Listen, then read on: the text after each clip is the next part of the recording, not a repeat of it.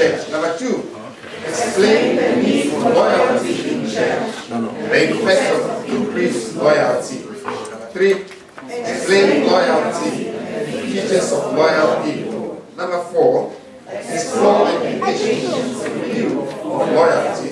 And finally, list explain steps to take to improve personal loyalty to the Lord and to the local church. Amen? Okay, that is it. Now, there is a session opener, and that is right there on this sheet, which I call the worksheet. It can also be placed on the screen.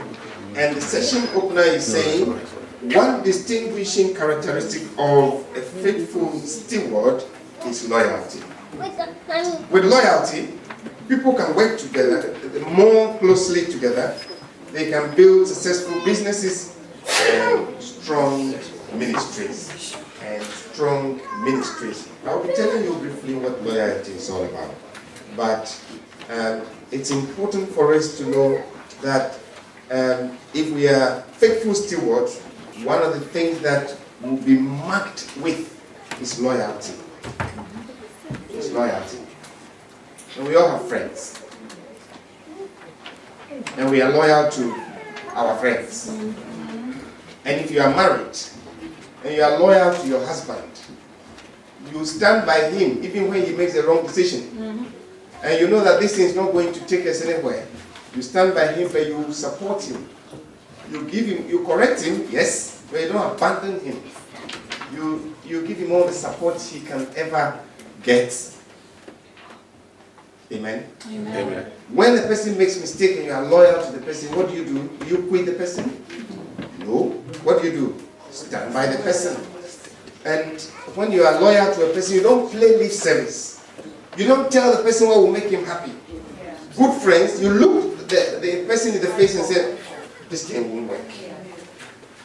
Yes, you got it wrong. Yes, I'm here with you. I'm not here to condemn you. But moving forward, this will not work. If you are not loyal to the person, you just walk away when things don't go well. But when you are loyal to a person, what do? You stick with the person. And because you don't want to quit the person, anything that makes it uncomfortable for you to stick to the person, you make sure that they are addressed. Then you can stick with them because you want a permanent relationship. Am I making sense? Yes. In the same way, in church, there can be issues. There can be problems. There can be misunderstandings. If we are loyal to the church, we don't quit just like that. It is when a church is changing their doctrine and leading us to hell and teaching bad doctrines that will not take us to God. That one you don't need a prophet to tell you. Don't stick. Quit. But once they have to change the doctrine, and it's about issues, about relationship, about someone not doing something right, all of these are secondary matters. The fundamental, primary matter is the doctrine. That's why Jesus was very emphatic on the leaders of the time. Like the blind lead the blind, they will all fall in the ditch. But if it's not about doctrine, and it's about small issues, please, they will come. And Jesus said the offenses will come. But woe unto the person who brings the offense. So the issue is not you who are offended. The issue is about the person who offends you. And he said, woe unto you anybody who offends one of these little ones. It is better for that person that a millstone be hanged on their neck and that you be cast into the midst of the sea. So if you are a terrorist in church and all you do is terrorize people's life, then remember that God is saying a millstone should better hang on your neck than you pushing one of these people out of church and out of the faith. That's from the other perspective. But for you who are offended, you just have to move forward because you need to grow. You don't only believe, but you also suffer with the Lord. Hallelujah. Amen. Am I making sense? Yes. Am I making sense? Yes. Yeah. So a faithful steward is marked by loyalty. And with loyalty, people can work more closely together. They can build big businesses. They can build successful and lasting ministries when there's loyalty. But because of lack of loyalty, people can't work together. Even ourselves, among ourselves, we can't work together because we can't trust each other. We have betrayed the trust that is placed in us. And so if you want me to come and work together with you, I don't trust you. I don't want to work with you. Because in the past, I trusted you and you didn't do it well. And so I want to work with you again. And when the two of us are working, I am looking for opportunities to steal, opportunities to get that which is mine, personal to me, selfish. I am not protecting the collective interest. That's why, men of God, pastors, it's difficult for them to work together, with all apologies to my reverend ministers who are here. With all apologies, but it's difficult because one person doesn't want to submit to the other person. Me too, I have a gift. Me too, I'm a prophet. Me too, I'm an apostle. Me too, I'm an evangelist. And so let me go start my own something evangelistic ministry. Something this ministry. So what we now have in church is a very weak church where people who are gifted cannot come together.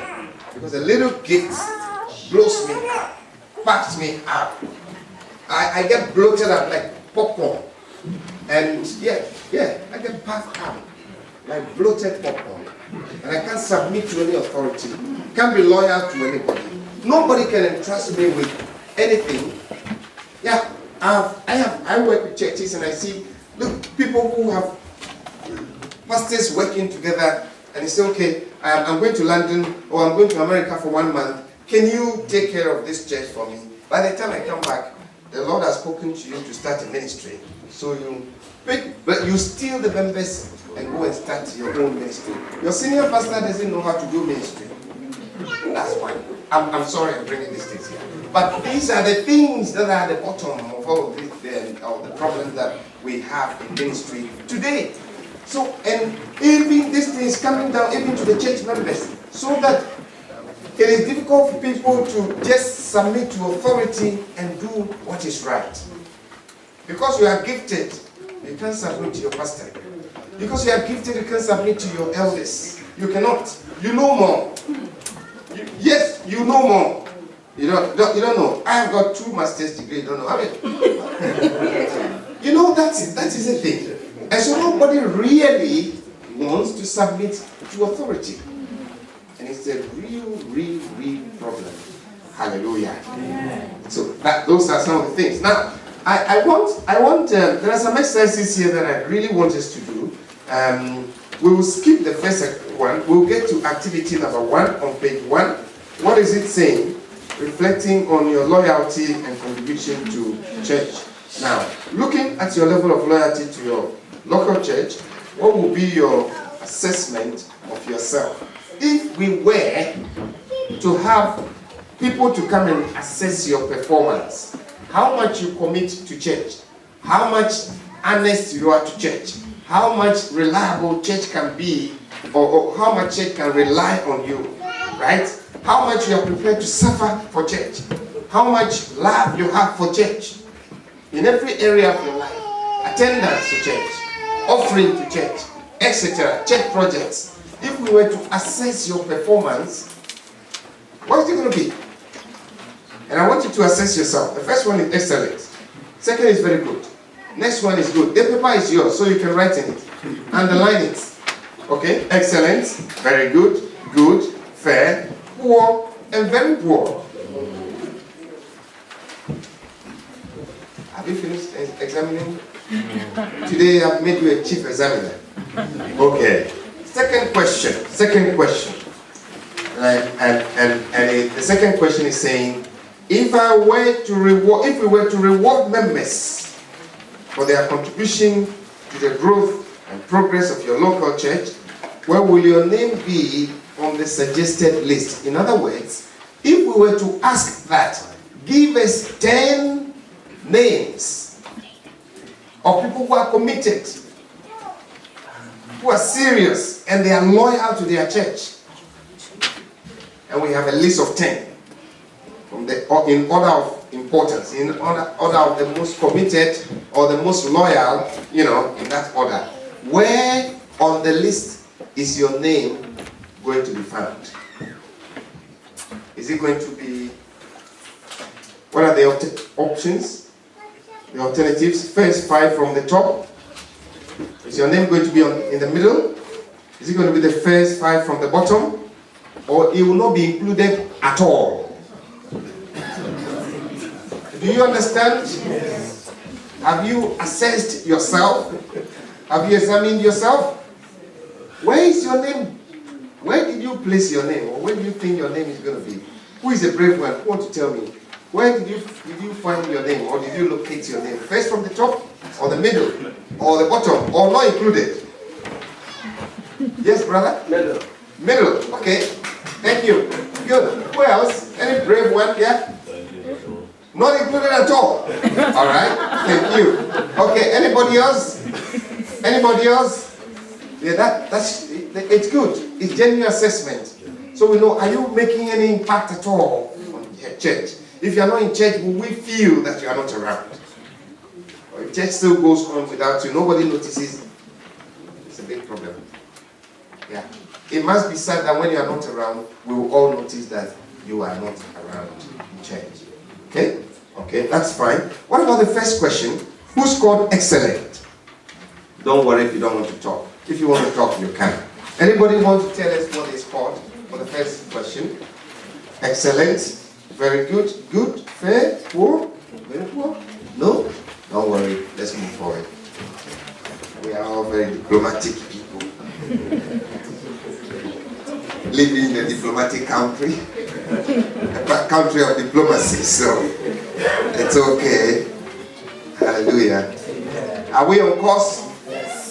Okay. So let's move into our lesson. Please, can you move to this? Yeah. Right, so we talked about this already. Please, let's move forward.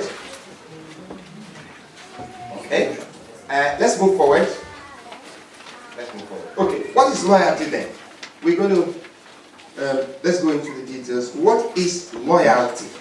What is loyalty? When we say a person is loyal, what do we really mean? And maybe you go back one step, the screen, and let me talk to the members. When we say a person is loyal, what does it mean? Brother, you can keep this screen out of view for now, and then we will talk about loyalty. What does it mean? Please don't copy. Okay. What does it mean to be loyal? Yeah. What is loyalty? Anybody wants to share? Being sincere. Yes, sincerity. Yes. Faithful. Sorry? Faithful. Faithful. Being faithful. Okay. What else? Other. Yeah. Committed. Sorry? Committed. Committed. Yes, someone who is committed. Yes, good. Honest. Yeah. That's someone who is honest. Okay. So, any other view? Yeah? Reliable. Someone who is reliable. Okay? You have friends who are loyal to you. What do they do to you? What features would a friend have for you to describe the friend as loyal? Dependable. Dependable. What does that really mean?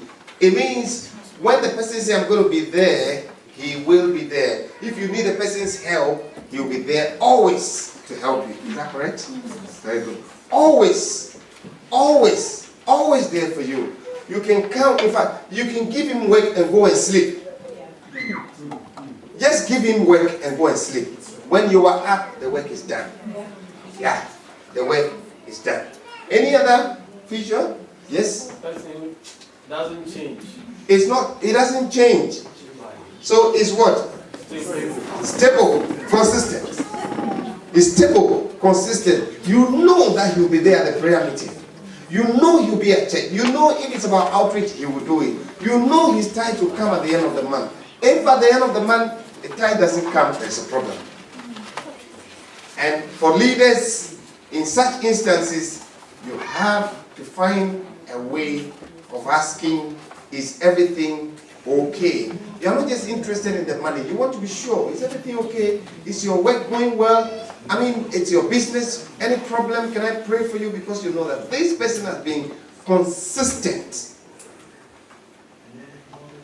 But what members get hurt about is that I've been consistent, going to church all the time, and I do this. I pay my tithes, I support ministry, etc. But for 1 month, 2 months, 3 months, things have not been well, and nobody asks of me. And nobody seems to be concerned. We're talking about what? Loyalty, from two perspectives. So for those of us who are leaders, I believe that we would also pick something that will help us to support people to become more loyal. Because the whole thing is negotiated. It's not a one-sided thing. Am I making sense? Yes. It's when you are a friend and you want to be loyal to your friend. You are always standing for your friend, always standing up for your friend. But your friend never stands up for you. Does it work? No. So it's a two-way thing. So we want the people that work under us, people that work in the music ministry, to become loyal